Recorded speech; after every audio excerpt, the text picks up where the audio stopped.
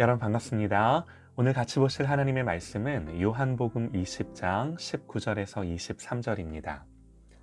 이날 곧 안식 후 첫날 저녁 때에 제자들이 유대인들을 두려워하여 모인 곳의 문들을 닫았더니 예수께서 오사 가운데 서서 이르시되 너희에게 평강이 있을지어다.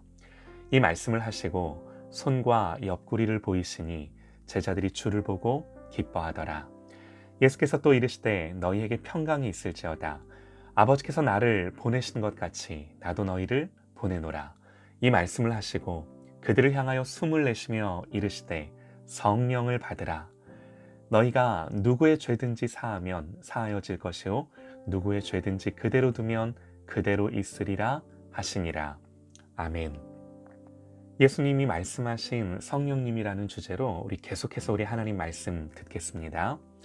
부활하신 예수님이 두려워하는 제자들을 찾아오셔서 처음 하셨던 말씀이 오늘 말씀이에요. 주님은 두려워하는 제자들을 향해 먼저 평강을 선포하셨습니다. 그러면서 하신 행동과 말씀이 인상적인데요. 숨을 내쉬며 성령을 받으라. 숨을 내쉰다는 이 표현은 신약 성경에서는 이 구절이 유일합니다. 그리고 구약에 2번 나오는데요. 먼저 우리가 잘 아는 창세기 2장 7절입니다. 여호와 하나님이 땅의 흙으로 사람을 지으시고 생기를 그 코에 불어넣으시니 사람이 생명이 된지라.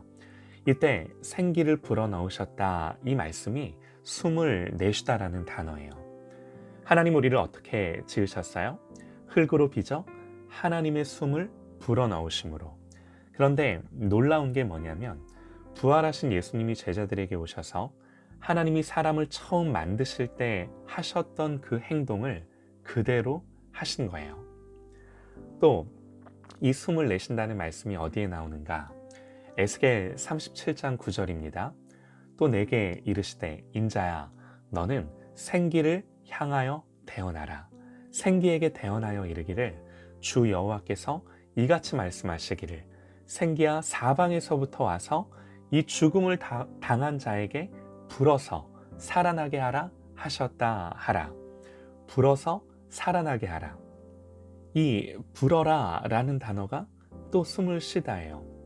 에스겔이 하나님의 말씀을 대언할 때 골짜기에 무수한 마른 뼈들이 서로 맞춰지고 뼈에 힘줄이 붙고 살과 가죽이 생겼습니다. 그런데 아직 그들이 살아나지는 못했습니다. 이때 에스겔이 하나님의 명령대로 생기야 사방에서부터 와서 죽음을 당한 자에게 불어라. 숨을 불어넣은 거예요. 선포하자 뼈들이 곧 살아 일어나 극히 큰 군대를 이루게 되는 거죠. 그래서 이 숨을 쉬다라는 말씀은 모두 다 생명을 주실 때 내지는 죽은 자를 살릴 때 쓰여진 표현입니다. 하나님 세상을 창조하실 때 흙덩어리에 생명을 주시고 사람을 지으실 때 숨을 불어넣으셨어요. 또 마른 뼈들을 살아나게 할 때도 숨을 불어넣으셨습니다. 그리고 오늘 예수님도 제자들에게 숨을 내쉬면서 숨을 불어넣으시는데 우리 주님이 왜 이런 행동을 하셨을까요? 그리고 성경으로 이런 주님의 모습을 기록하여 우리에게 들려주시고 보여주시는 걸까요? 십자가에 달리신 우리 주님은요, 창조주 하나님이세요. 아버지와 동등한 하나님이시나 동등됨을 취할 것으로 여기지 아니하시고 종이 되신 하나님. 예수님 하나님이세요. 이제 십자가에 죽으시고 부활하신 예수님은 십자가에서 이루신 성취로 인해 다시금 우리를 새롭게 지으시고 죽은 영혼을 살리시는 거죠. 그러니까 예수님이 숨을 불어넣으신 이 행동을 통해 우리가 알 수 있는 게 뭐예요? 우리를 다시금 창조하신 거예요. 그래서 성경은 그런즉 누구든지 그리스도 예수 안에 있으면 새로운 피조물이라. 이전 것은 지나갔으니 보라 새 것이 되었도다 선포합니다. 우리를 향하여 새로운 피조물 그러는 거예요. 그래서 오늘 말씀에서 예수님은 숨을 내쉬면서 숨을 불어넣으심으로 제자들을 다시 살리시는데 다시금 새로운 피조물이 되게 하시는데 이렇게 숨을 내쉬면서 말씀하시기를 성령을 받으라. 여러분 이제 우리는요 정확히 알 수 있습니다. 지금 예수님은 새롭게 다시 창조하시는 건데요. 처음 세상을 만드실 때도 그러셨듯이 지금도 성령님과 동역하세요. 삼위일체인 하나님이 함께 하세요. 예수님이 우리를 새롭게 지으실 때 성령으로 우리를 새롭게 지으시는 거예요. 우리는 이 사실을 주목해야 합니다. 부활하신 주님이 드디어 성령 받으라 말씀하신 거예요. 요한복음 7장에서 누구든지 목마르거든 내게로 와서 마시라 말씀하실 때 이 생수를 성령님이다 말씀하시죠. 그러나 그때는 예수께서 아직 영광을 받지 않으셨으므로 성령이 아직 그들에게 계시지 아니하시더라 그랬습니다. 그러나 죽으시고 부활하사 영광을 받으신 예수님, 이제는 성령께서 우리에게 오실 수 있는 길이 열렸고, 그리고 주님은 드디어 성령을 받으라고 말씀을 하신 겁니다. 여기서 우리가 뭘 알 수 있냐면요, 예수님 지금까지 어찌 보면 지금 이 순간을 바라보시면서 기대하시면서 오신 거예요. 또 다른 보혜사인 성령께서 제자들에게 충만하게 임재하시며 내주하시는 그날을 고대하신 거예요. 그러므로 십자가의 성취가 가져온 가장 큰 변화가 있다면 그것은 성령님이 우리에게 오신 겁니다. 예수님이 십자가를 지심으로 맺어진 가장 큰 열매는 성령 하나님이 우리에게 오셔서 참된 임마누엘 하나님의 역사가 이루어진 거예요. 성령님, 이렇게 우리에게 오신 분이세요. 십자가의 최종 열매, 십자가가 이룬 가장 큰 성취. 그러니 성령님은 얼마나 사모할 만한 분인가요? 또 한 가지 중요한 게요, 예수님이 이렇게 성령을 주시면서 주님이 주신 권세가 있습니다. 23절에요. 너희가 누구의 죄든지 사하면 사하여질 것이요 누구의 죄든지 그대로 두면 그대로 있으리라 하시니라. 여러분 어떠세요? 어려운 말씀이죠. 무슨 의미일까요? 해석은 두 가지로 나뉩니다. 카톨릭은 주님이 교회 곧 사제들에게 죄사함의 권세를 주신 것이라고 잘못 해석합니다. 그래서 고해성사 같은 거 아직도 하는 거예요. 그러나 성경 어디에서 하나님이 인간에게 죄를 사하는 권세를 주셨다거나 그런 흔적을 찾아볼 수가 없습니다. 죄를 사하는 것은요, 오직 하나님의 권세입니다.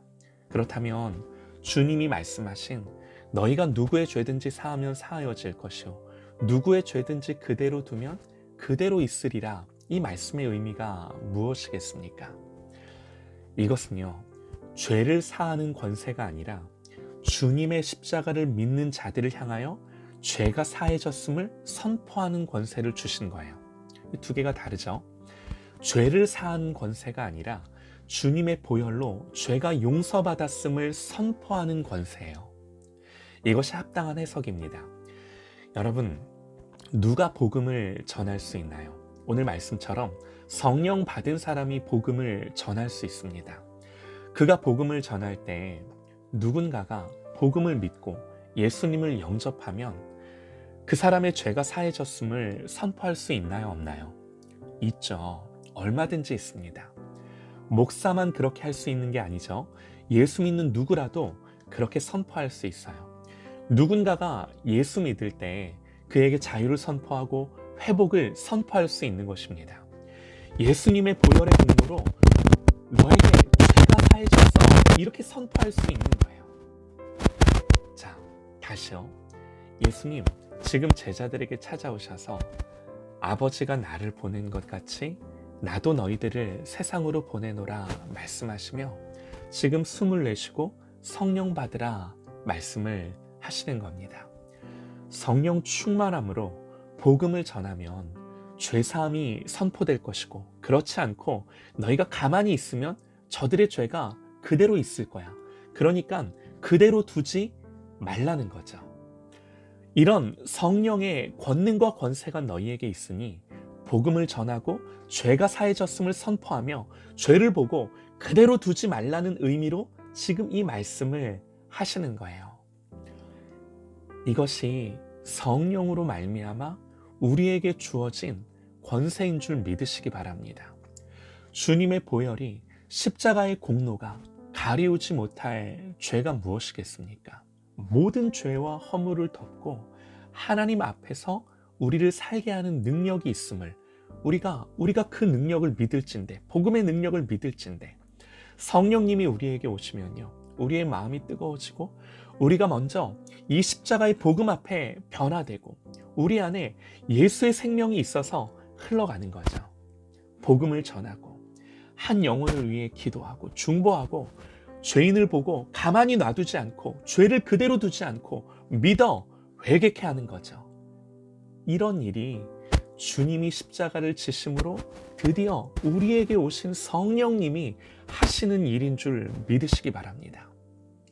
그래서 사도행전에서요, 오순절날 성령님이 오셨을 때 베드로가 이르되 너희가 회개하여 각각 예수 그리스도의 이름으로 세례를 받고 죄사함을 받으라. 그리하면 성령을 선물로 받으리니. 너희가 죄사함을 받고 성령을 선물로 받을 거다. 이런 선포를 담대하게 하는 거예요. 베드로 사도가 했던 이 일이 죄를 그대로 두지 않고 죄를 사하기 위해 성령으로 복음을 전하는 거예요. 이것이 주님이 제자들을 보내시면서 너희가 누구의 죄든지 사하면 사하여질 것이고 그대로 두면 그대로 있으리라는 의미인 것입니다. 그러니 예수님 이 말씀을 하시는 의도가 뭐예요? 너희가 성령 받고 죄를 그대로 두지 말고 죄 사함의 권세를 갖고 복음을 증거하라는 의미인 것입니다. 이런 놀라운 권세가 성령과 함께 우리에게 주어진 거죠.